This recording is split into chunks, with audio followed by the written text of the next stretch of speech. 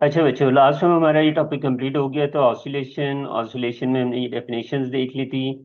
Amplitude, frequency, period, और इस तरह से एंगुलर फ्रिक्वेंसी 2 पाई एफ या 2 पाई/टी।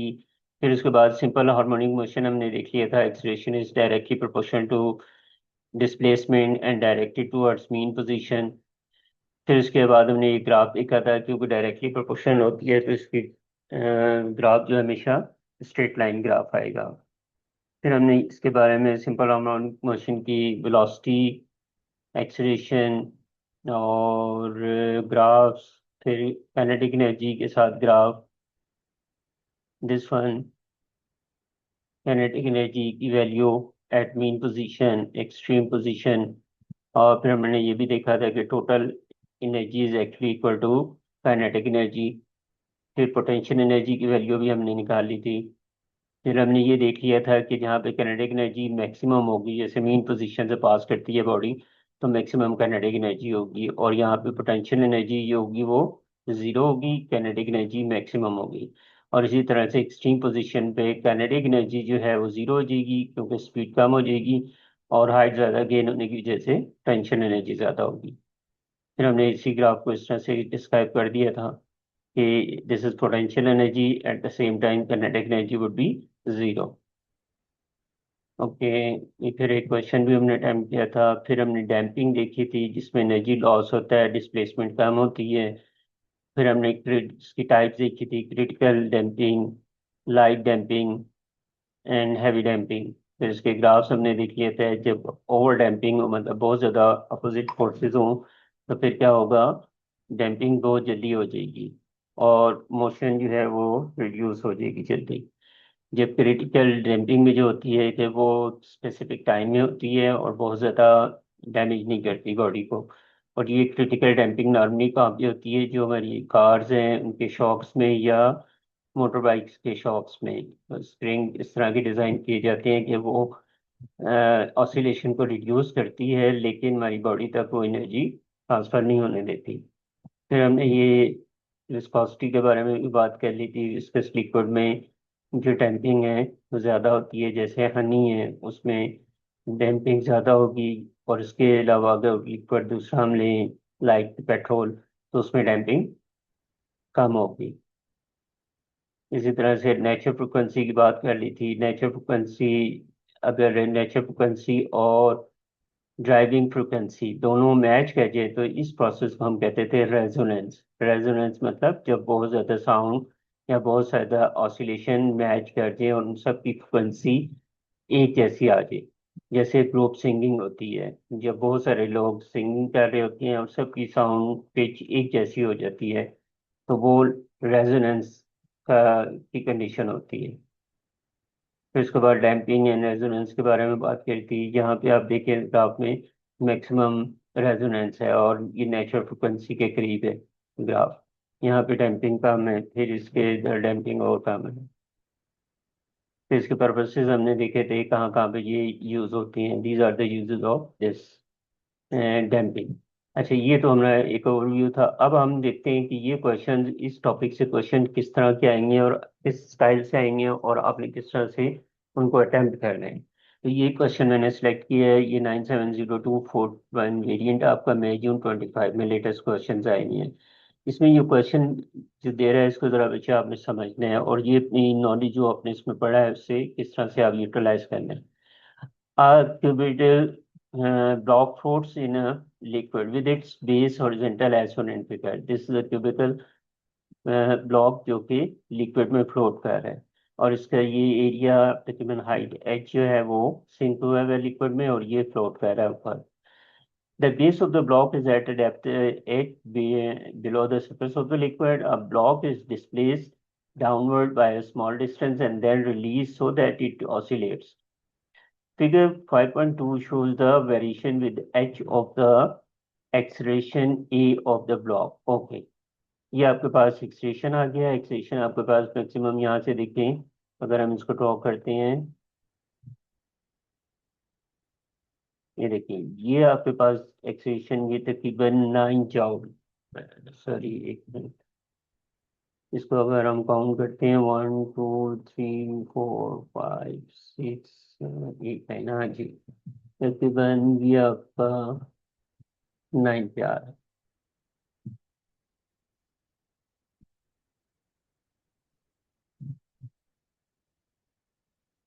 जी।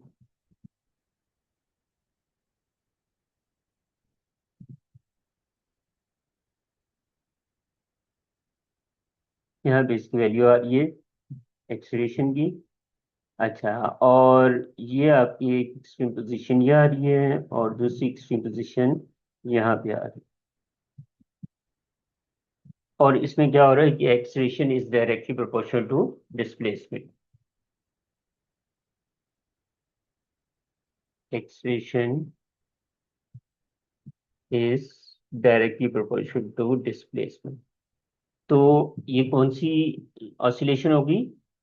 क्योंकि acceleration is directly proportional to height, height is the distance, और ये मैक्सिमम डिस्प्लेसमेंट को शो कर रहा है। तो this is simple harmonic motion. Simple harmonic motion, SHM, जिसमें एक्सेशन इज डायरेक्टली डिस्प्लेसमेंट। अच्छा, आगे हम चलते हैं। दूसरे ग्राफ में वो क्या कह रहा है? Figure 5.3 shows the variation with H of the kinetic energy. अच्छा, डिस्प्लेसमेंट और काइनेटिक एनर्जी में ग्राफ आ रहा है इसका। और इसको भी अगर हम देख लें इधर से ग्राफ को, ये ग्राफ कहाँ पे आ रहा है? टू ब्लॉक्स नीचे आ रहा है तकरीबन। here is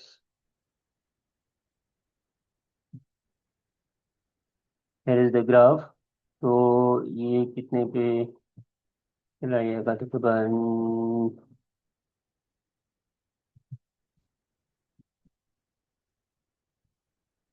जो एनर्जी आ रही है kinetic energy, this is also 9 job यहाँ पे इसकी पीक पे। और दूसरी इसकी अब एक्सट्रीम पोजीशन अगर हम यहाँ से देखें, ये इसकी एक्सट्रीम पोजीशन बनेगी 2 n 0.8। ओके, जरा ग्राफ को ना हम साथ साथ रीड करते जा रहे हैं इस तरह से कि आपको ये चीज समझ आ जाए।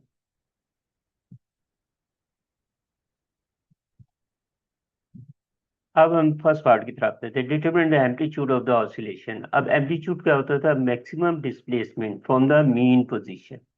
तो उसके लिए आप ये फार्मूला भी याद रख लें अपने साथ। हमने जो पढ़ा होता है कि amplitude can be written as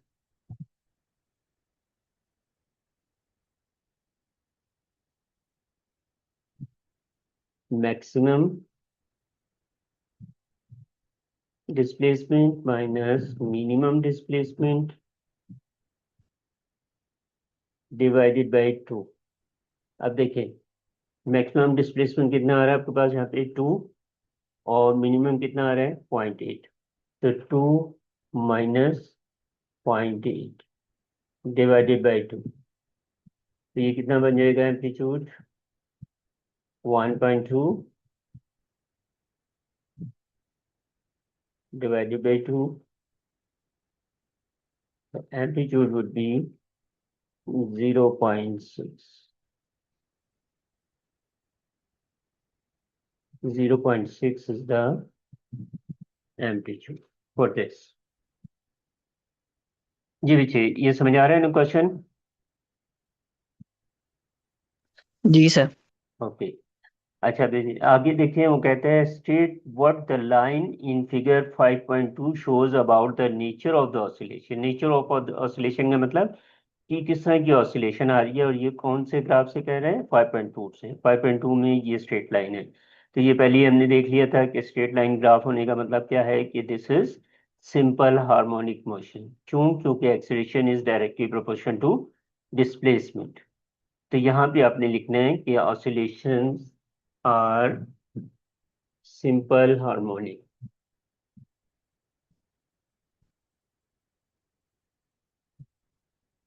simple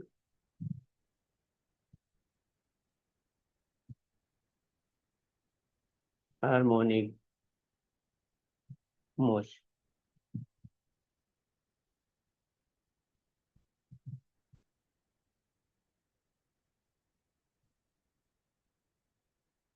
ठीक है बच्चे, समझ आ गया? क्योंकि स्ट्रेट लाइन ग्राफ है तो स्ट्रेट लाइन शो कर रहा है कि this is simple harmonic motion. Right, समझ आ गया हमार? जी सर। ठीक है जी साहब, बच्चे आपने भी ज्वाइन कर लिए? जी सर। अच्छा बच्चा, अभी हमने इसको थोड़ा सा रिकैप किया था इस टॉपिक को, ऑसिलेशन का, और इसका भी हमने एक लेटेस्ट क्वेश्चन सॉल्व करना शुरू किया था। तो इसमें ये ब्लॉक है जो कि ऑसिलेट कर रहा है वाटर में, लिक्विड में, और इसका एक ग्राफ ये बना है और एक ग्राफ एनर्जी के साथ ये बना है। तो यहाँ से हमने इसका एम्पलीट्यूड निकाला है। एम्पलीट्यूड का फार्मूला ये था maximum minus minimum over two. तो ये मैक्सिमम इसका एक्सट्रीम पोजीशन थी और ये मिनिमम थी नेगेटिव साइड पे। हमने दोनों को माइनस के और टू से डिवाइड करके इसका भी एम्पलीट्यूड निकाला है। एम्पलीट्यूड क्या होता है? Maximum displacement on either side of the oscillation. फिर दूसरे पार्ट में उसने कहा था कि state word the line in figure 5.2 shows about the nature of the oscillation. तो सिंपल, क्योंकि ग्राफ ये देखिए 5.2 जो है स्ट्रेट लाइन ग्राफ है, और स्ट्रेट लाइन ग्राफ में acceleration is directly proportional to displacement होता है। तो इसका मतलब है this is simple harmonic motion. आपने सिंपल ये बताना था कि this nature of the oscillation is simple harmonic. अच्छा, अब तीसरे पार्ट में आ जाते हैं। वो कहते हैं state three other quantitative conclusions. Quantitative conclusion का मतलब that can be drawn from this graph 9.2 and 5.3। इन दोनों ग्राफ को देख के आपने तीन तरह की क्वांटिटेटिव वैल्यूज बतानी है। क्वांटिटेटिव वैल्यूज का मतलब कि यहाँ पे काइनेटिक एनर्जी या टोटल एनर्जी कितनी है, बॉडी की मीन पोजीशन कहाँ पे है, या उसकी एंगुलर वेलोसिटी कितनी है। तो सबसे पहले हम देखते हैं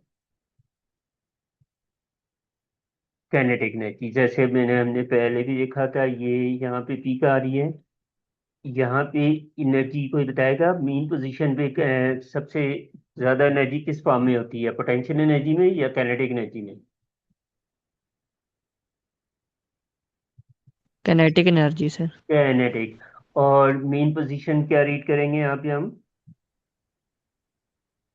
ये 1.2 है ना, या यूं समझ लिए 0.8 और 2 था। इसका एम्पलीट्यूड हमने वन निकाला। पॉइंट फोर क्या बात, एम्पलीट्यूड हमने 0.6 निकाला है। 0.6 का मतलब है कि मीन पोजीशन वुड बी 1.4। तो पहला पॉइंट तो हम क्वांटिटेटिव कंक्लूजन यहाँ पे यहाँ ये लिखेंगे,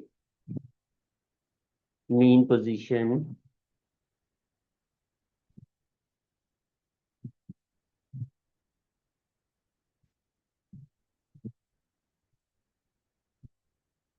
इज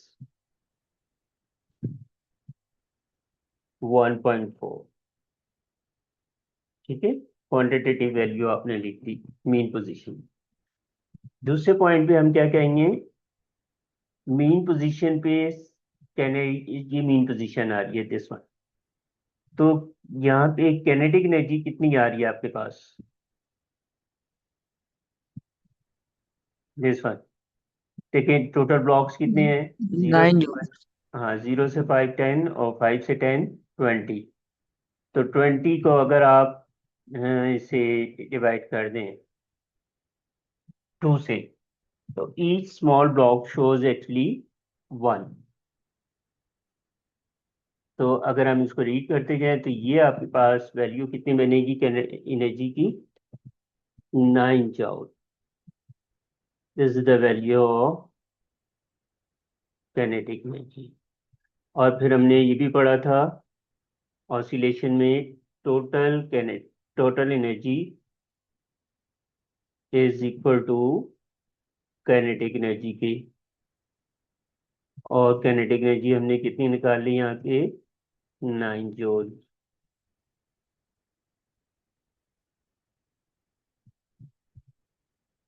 तो अब सेकंड पॉइंट क्वांटिटेटिव रिजल्ट यहाँ पे देना है। टोटल एनर्जी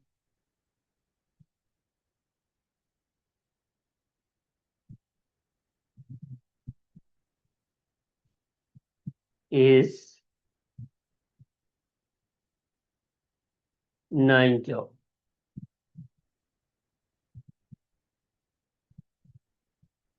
ठीक है बच्चे, ये दोनों चीजें समझ आ गई।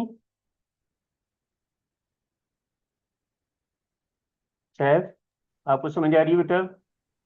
जी जी सर। ओके, आपको क्लियर है मार? जी सर।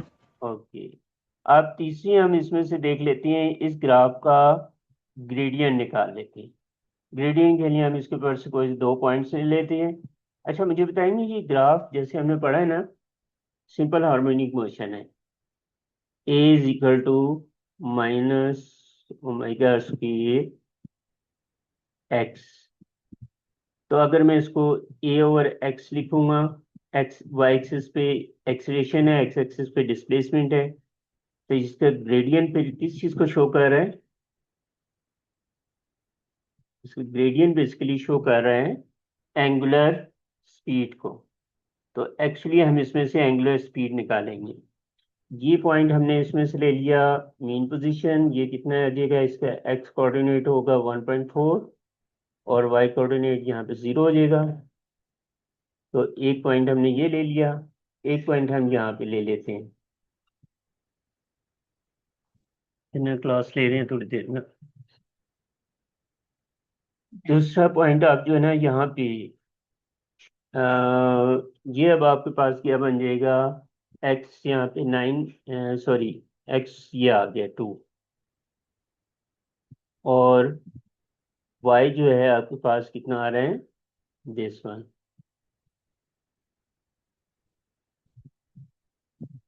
9 पे आ रहा है, लेकिन ये -0.9,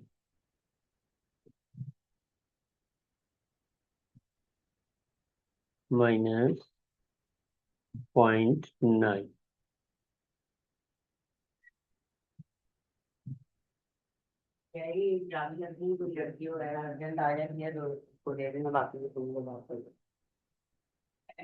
तो ये दो पॉइंट्स बचे आपके पास आ गए। फिर हमने यहाँ पे ग्रेडियंट का फार्मूला यूज करना है, जो आपने मैथ्स में पढ़ा हुआ है ओ लेवल में भी, x2 minus x1, sorry, y2 minus y1 minus y1 over x2 minus x1।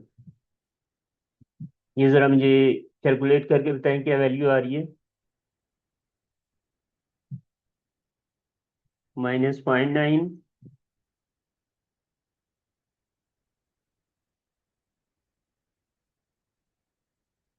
-0 over 2 minus 1.4। इसको सॉल्व करके बताएं कितना आ रहा है। -3/2। -3/2। अच्छा, अब ग्रेडियंट हमारे पास क्या था, this one, A over x.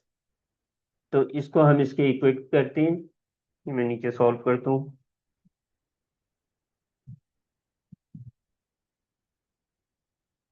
Minus omega square जो ग्रेडियंट का आपने कहा था, उसको हमने इक्वेट कर लिया -3.9, 3/2। 3/2। ओके, अब इसमें देखिए माइनस का साइन कैंसिल हो जाएगा, दोनों का स्क्वायर रूट ले लें। तो आप बताएं मुझे ओमेगा की वैल्यू कितनी आ गई, 1 पॉइंट समथिंग, 1.22। 1.22 रेडियन पर सेकेंड। तो अब आपने जो है ना थर्ड पॉइंट लिखा है यहाँ पे, एंगुलर वेलोसिटी।